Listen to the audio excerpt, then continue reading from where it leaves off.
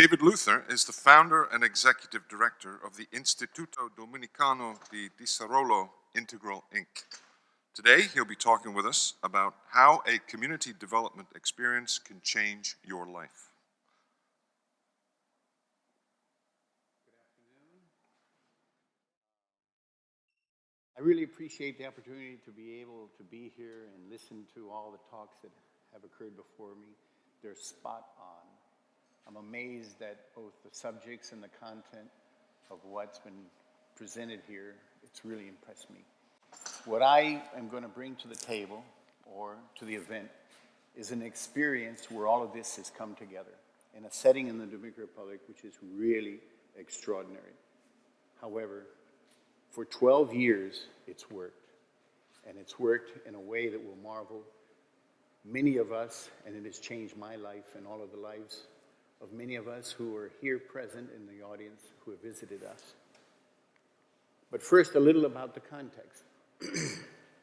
We live in an amazing era. And some of the people who talked before me referred to accelerated change at all levels. Meshing of cultures, meshing of ethnicities, meshing of religions, meshing of races, technology, computer science, artificial intelligence. But at the same time, we're facing major challenges. Poverty, mass migrations, civil strife, including climate change, all kinds of events that are actually putting us as a human race at risk. And that's what I really believe that we are living in. It's a privilege to be alive today. I think we're on the cusp of a new way of thinking. And that which brought us to this point can no longer be used in building the future. And that's what I have tried to practice in my personal life and my professional life. About 36 years ago, I thought, gee, I can't be a bystander anymore. I have to become involved. I just can't watch all of this go before me and pretend that I'm not a part of all of this. I have to have a say and I have to participate.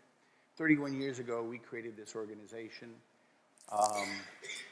It works in the Dominican Republic, throughout most of the country, Cuba, Haiti, and here in the United States with approximately 1.3 million people, which is about an eighth of the Dominican population. The goal of the organization is to contribute to the transformation of human beings, their families, and their communities. It's an extremely, how shall we say, ambitious goal, but I think in many of what we're doing, we've really been able to do that. And in all of those hundreds of projects that I've been involved in, none actually comes close to comparing to this particular experience, which is the Cigar Family Community Project. It's located in the middle of the Dominican Republic. It's an experience that has definitely transformed me. It's co-sponsored by the Newmans here present, Lyris and Eric, as well as Bobby, and Calito Fuente, who are their partners. This experience, you have to understand it, where it exists. It exists in an extremely poor region of the Dominican Republic. Just to give you an overview, 48% of the people are either unemployed or day laborers. Day laborers mean that they don't know what the next day is going to bring. Day laborers means they're living on the edge. They're in survival mode. 35% of the houses have dirt floors in their homes, and you all know what that brings. All kinds of health hazards, as well as loss of self-esteem, loss of dignity. 67% of the people do not have running water, and that's amazing. 76% use latrines. They don't have toilets, indoor plumbing. It's all outhouses outside the house. Only 18% of the population said education was a priority, which is amazing. But in a way, you could almost think these people who are in survival mode, I mean, Their priority is money, getting a job, and making sure that their family is fed the next day. 60% of the students, when we first arrived there, did not attend class on a regular basis. 60% of the students. And 39% were dropouts. That means that before the end of the school year, 39 out of every 100 students were gone, which is just amazing.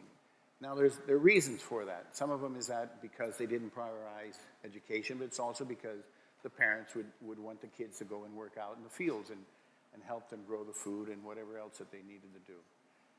And when we arrived in the area, one of the major things that stunned us was that out of 100, the average grade level of the students, all the students in the whole area, this region, and the central part of the Dominican Republic, the average was 38. Functional illiteracy. It just blew us away. We just couldn't really fathom what was going on.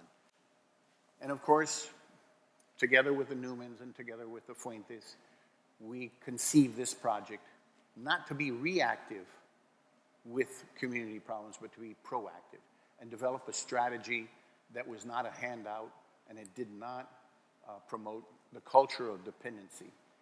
And it was not trickle down, it was not top to bottom decision making by someone who thinks they have the divine right of kings can make decisions regarding the lives of other people.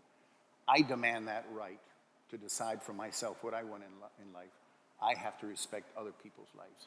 This project is what that is all about. And of course, community-based education. What does that mean? It's not just academics. It's also teaching children, teaching people, teaching communities about life skills, about family values, about tolerance, about compassion, about solidarity. And that's really the key, because I'm not saying they don't need the academics, but it's much more than that. It's teaching people to be better human beings. And that, I think, is one of the keys. The other one is the strong link with families.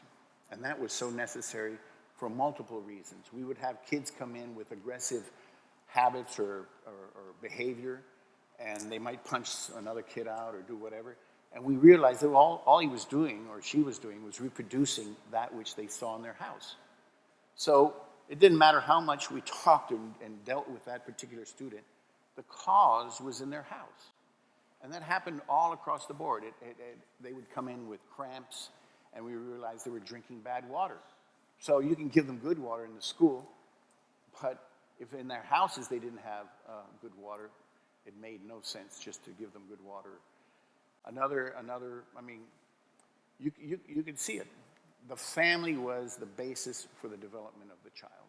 Some of the kids would go back to their families and say, "Mom, Dad, help me with my tarea, with my homework," and they couldn't because they couldn't read or write.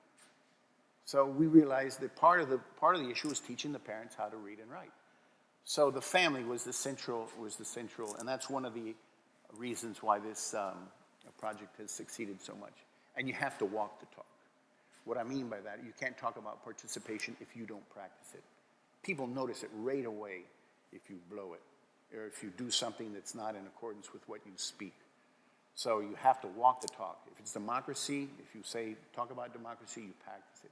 If you talk about tolerance and solidarity and patience and all the other values, you have to practice it. It's the only way that you're going to be able to project to other people the message that you want. It starts here, and that's, I think, is critical. But I would say, if there's any one thing that we did at that project, was a commitment to excellence. And in this, it's funny, because yesterday we were talking with Buck and some of the other people, and they sort of said, well, this is what Berkeley does. And so, and an understanding that if you give children and people the opportunity to blossom and to create the enabling environment, they will. They will blossom. We always say that that project is what it is, and I'll talk a little more about some of the achievements. It's not because of me, it's not because of Lyris, it's not because of Eric, it's not because of Carlito, it's because of what happens when you give children a chance. And I know other speakers have talked about this, but it's essential. And in spite of their drawbacks, in spite of their poverty, it's worked. simply because you gave them a chance. So today, our average grade level is 91, school-wide grade level, school-wide, 38 to 91.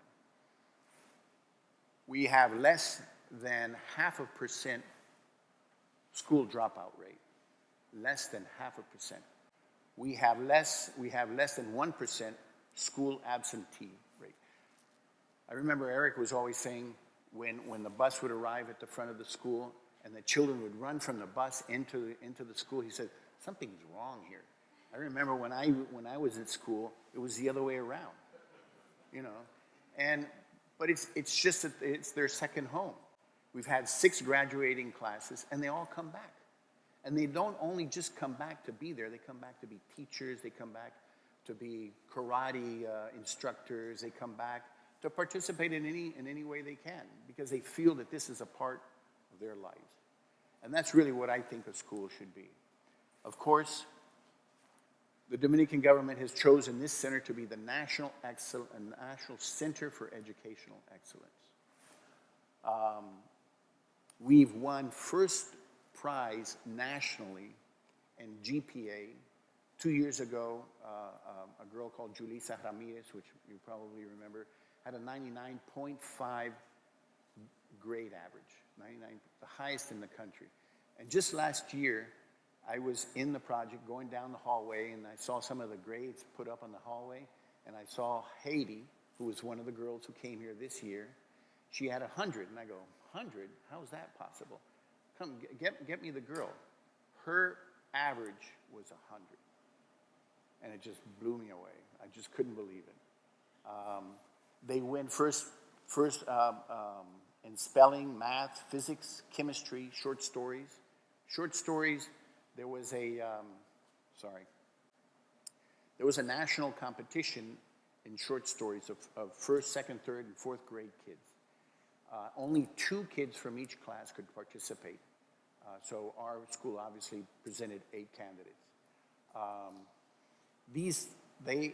They won out of 38,000 possible contestants. They won 2. So just, I mean, and writing was really not in our chip. Our chip was always something else, but it's just, and sports, one of our students won an international competition in Reno, Nevada. 35 countries participated.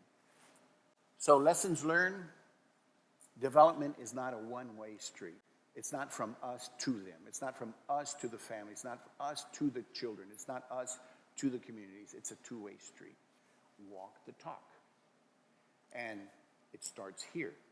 So I say, you know, it's made me a better human being, without a doubt. I can see it's possible. It's made me, giving me so much more enthusiasm and passion to continue this work. And